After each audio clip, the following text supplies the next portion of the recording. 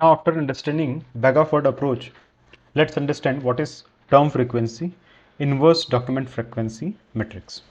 So what is term frequency, inverse document frequency, and why it is used? So this entire TF-IDF thing is considered of two terms. One is term frequency and another one is inverse document frequency. Now this entire approach is used to assess the importance of a word in entire document. In entire document, how important a specific word is, right? So the importance of a specific word in entire document comes based on two things. One is how many times a specific word is occurring in a given sentence, right?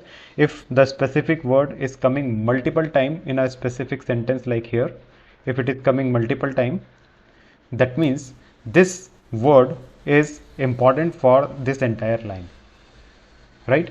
But if the same word is occurring multiple times in multiple other lines as well, that means this word is not that so important. It is a general word.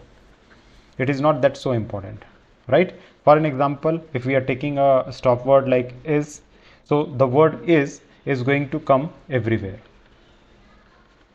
right? So if it is going to come everywhere, so then we can't consider this word is as the important word, right?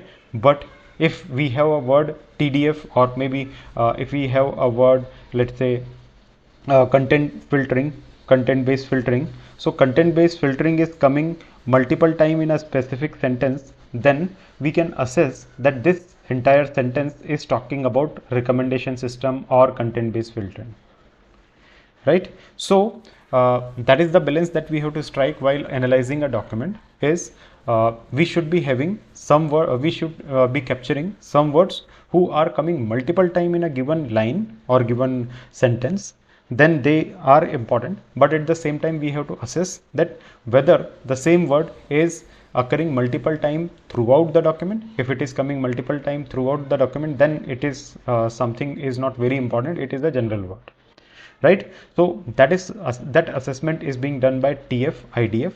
So TF is term frequency, and term frequency tells you, it measures how frequently a term appears in a given document, right? So how frequently a term is appearing in a given document is given by term frequency. And then inverse document frequency. So inverse document frequency, it measures the relative importance of a word in the corpus. If the specific word is coming too many times in a given corpus, then that word is not so important. Okay, so TF-IDF is calculated with this formula, so we can utilize this formula for TF-IDF calculation. All right.